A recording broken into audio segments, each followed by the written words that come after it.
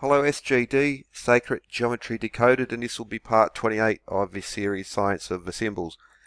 And so the question is, what is Hermeticism? What is alchemy? So one of the better ways is to ask, who were the Hermetic alchemists? Where did they learn from, and what do they have in common?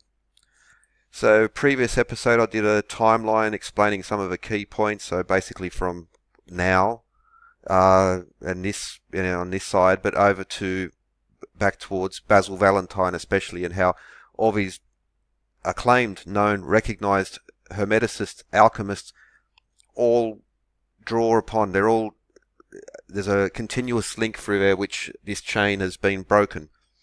And you can that was in the previous episode. And so now we'll do a timeline and we'll extend it back further. And so in the last episode, the timeline, I included just this portion, and now we'll be looking back further. So what we have in the 1600s, also some in the 1500s, but essentially the 1600s to the 1700s is where these alchemical works appear. So Clavis Artis, or whether it's people like Heinrich Khunrath, or works connected to Basil Valentine, Stephan, Michelspacher, and back to 1785, and the secret symbols of the Rosicrucians, this anonymous text, but they all draw upon the same themes, and that is Basil Valentine, or Basilius Valentinus was the Latin name. He's the famed alchemist. So Azoth, Rebus, the Philosopher's Stone, all of these very well-known texts is like a choke point, and it comes back to Basil Valentine. A lot of for instance, this is a woodcut, so the illustrations from 1600, 1599, but the actual works of Basil Valentine go back to the 1400s. Whether he's actually that person, or whether it was a pseudonym for someone else, or whether it was a mixture of many other people, good questions, but it's not really important, because whoever it was in the singular or in the plural, all these later streams of alchemy, Hermeticism, can be traced back to that particular point in time. And then we have the period, so directly before this, so Europe has the cathedral building, massive technological construction, architecture change happens in Europe. And that follows directly on the Persian and Arab alchemists. So, for instance, with the collapse of the Moors in Spain, the Byzantine Empire, so both from the southeast and from the southwest,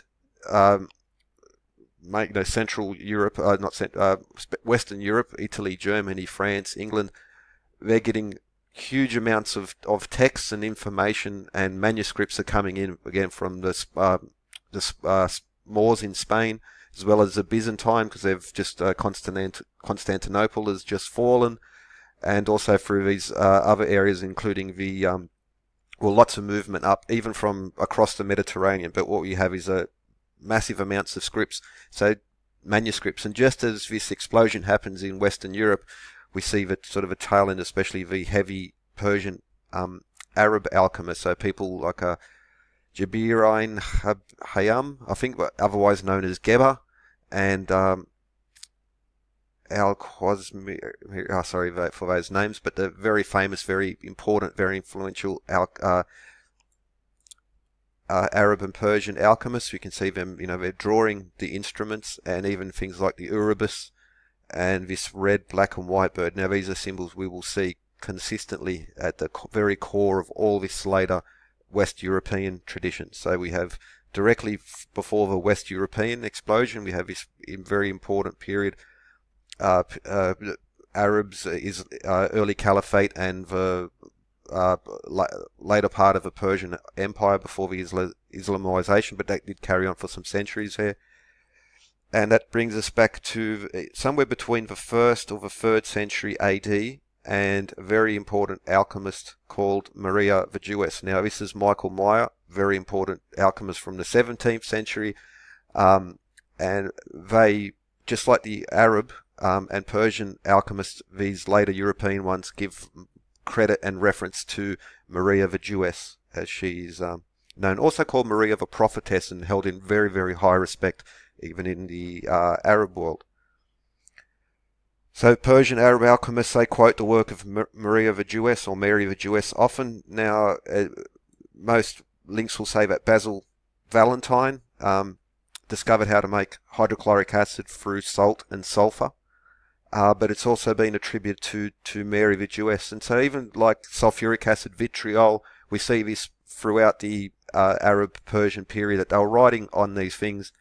But again, there's a bit of a, because it's not European, I suppose, it's a bit of there's a sort of arbitrary lines in history in regards to a lot of these things. But Maria, at least suspected to have discovered hydrochloric acid, huge implications for every sort of industry at the time. Now, they were fielding massive armies, so they had to have massive amounts of metallurgy for building, the construction. Alchemy at the time was not a hokey little thing done as an experiment behind the sheds. It was done on the industrial scale. You don't have empires, you don't have armies unless you have some sort of integrated economy, integrated industry. And so when this stuff about the alchemists being, just ridiculous beyond, anyway. So Maria the Jewess for hydrochloric acid, and she was also famed for having discovered or having created the Philosopher's Stone.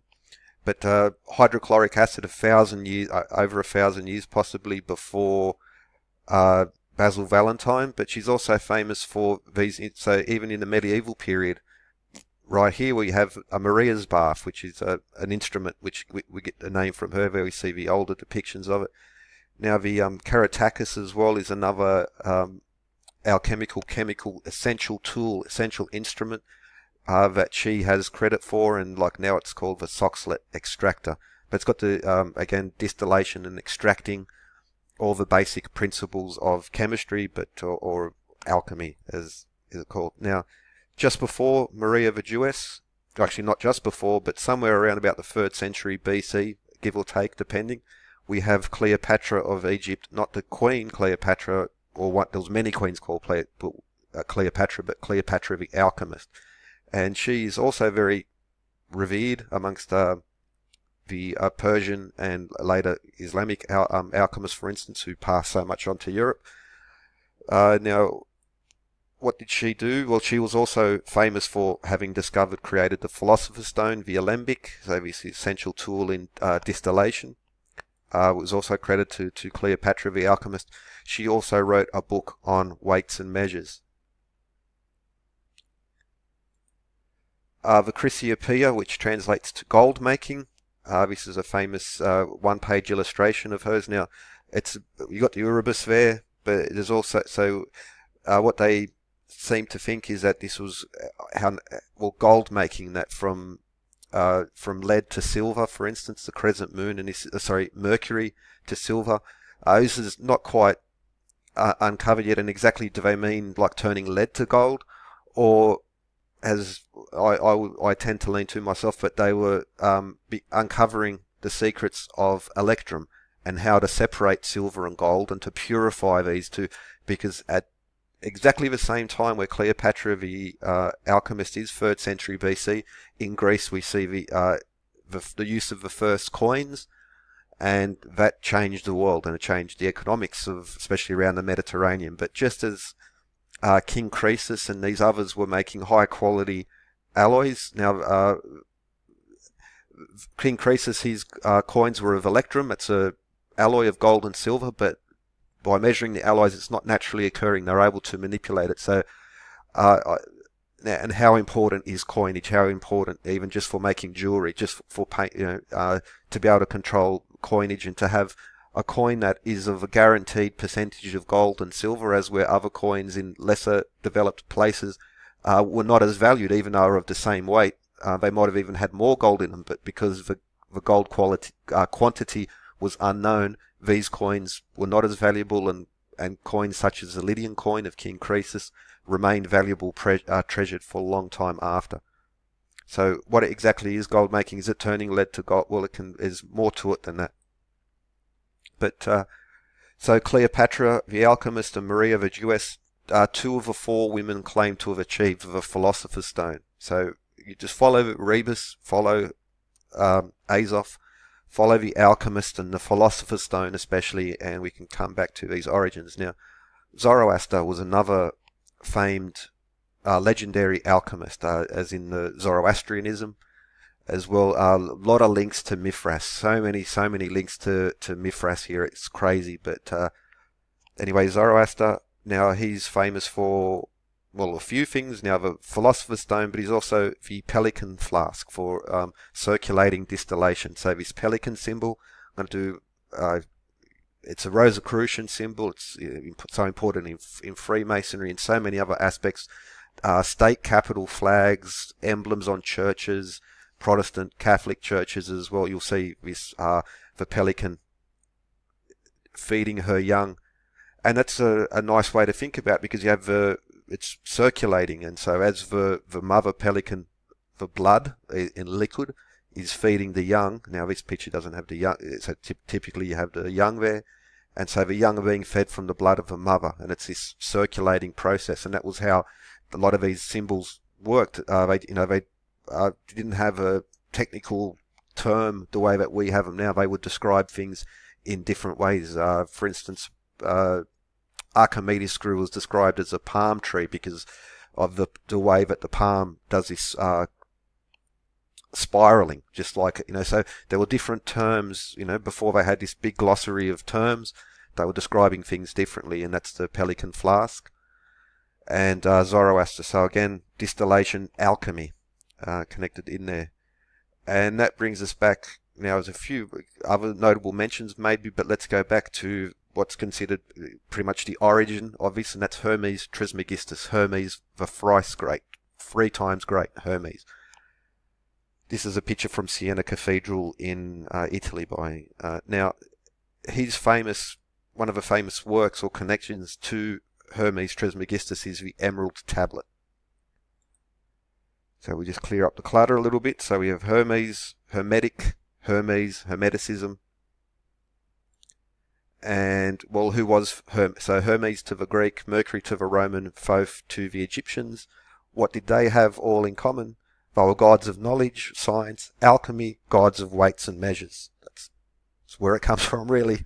And it's, it's all, now, Cleopatra the Alchemist famously wrote in this very influential work on weights and measures, and that just being the essential for anything to do with science, alchemy, navigation, commerce, trade, civilization, economy, you name it, you can't do it without it. It's the fundamental of it, and it all comes back to science, alchemy, and there. So these all share these connect. You can even go in weights and measures. There's no end to it. Just the famous people and influences. Anyone who's basically anyway slightly connected to Rosicrucian was a metrologist, especially from the 1400s onwards, just absolutely without doubt. But anyway, the Emerald Tablet was studied by Heinrich Khunrath and Isaac Newton, both of them looking for the Philosopher's Stone. Khunrath is again a very influential, important figure, and what's he doing? He's giving a little hand sign there. Isaac Newton, in later years, went to work for the Royal Mint to basically find people who were, mucking around with the gold and currency. So who were the alchemists? What did they do? And what do they have in common? They're all hermeticists. They're all philosopher scientists. They're all seeking knowledge, and they're all embedded in the craft, the metrology, the essence of weights and measures. Hermes, Mercury, Thoth, Hermetic, Mercury in the element, as in Azov as well. Yeah, it's just so abundantly clear. Anyway, so Basil, Valentine, 12 keys, or we have Kershaw. What are they doing? Always the same. You weigh the truth, and you measure the evidence. And just like the scepter and orb, or the scales of justice and the sword, or the rule of law, and weighing the evidence. Measuring the evidence, these terms in law, in or commerce and everywhere, and that's what the essence of these hermeticists were going. Notice Caduceus splitting the flower there as well, a bit of separation going on there. Anyway, with that, have a good one. Hermeticism, weights and measures.